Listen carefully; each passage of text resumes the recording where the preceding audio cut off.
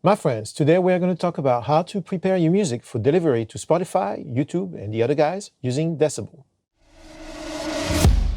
It is now a well-known concept. Streaming platforms are aligning all their music at the same LUFS, not across platforms within their own platform.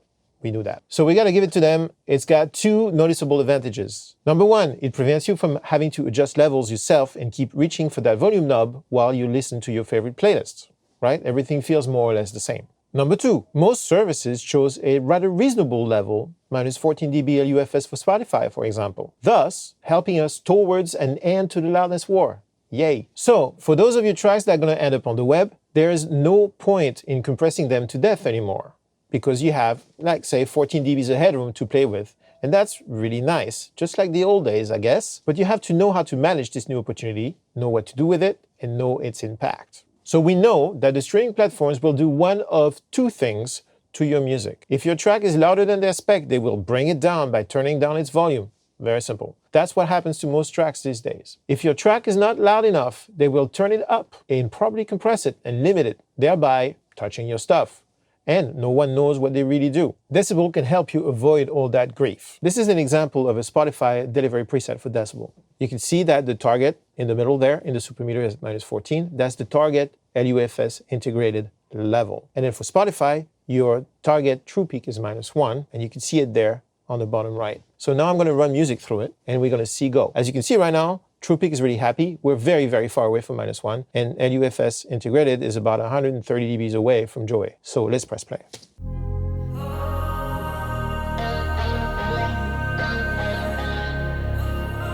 Muting music so I can talk to you. Now, as you can see here, the supermeter gives you the information. It tells you that our intro is at minus 18, LUFS short term, and that you can see on the inner track, you can see the integrated raising.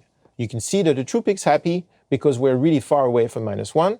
Cool. And you can see that LUFSI is unhappy because we're not within the range around minus 14 that is considered viable and healthy for you to be in the thread of the current tracks on Spotify.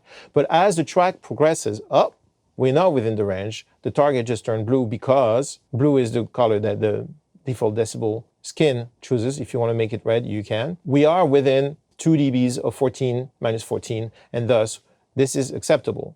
If I stop right now, you can tell that the LUFS is at minus 14.5, thus Spotify would raise it a half dB. But as I let the whole track play, you can see it's probably going to exceed that. And so this track is probably going to get brought down by Spotify a little bit. And that's okay. That happens a lot. But at least you're not far away from your target, which is the whole point of going through this exercise. You know where you stand. The track's finished playing. Decibel analyzed all of it, and we see that our final LUFS integrated level is minus 13. You can see it right here. And that is within 1 dB of what we consider a pass, a good. And then our true peak is 0.2 dB away from the allowed maximum. So we're happy campers. I can change those things if I want to. If I say, okay, minus 13 is too loud, I don't want Spotify to ever bring my music down, I can go to calibration and I can change here. I can say, okay, there's no way I want this to be 0.1, and that's it. That means that unless I'm hitting exactly 14 dB, then Decibel is gonna fail me. And this, my friends, concludes our segment on how to optimize your music for Spotify, YouTube, and the other guys.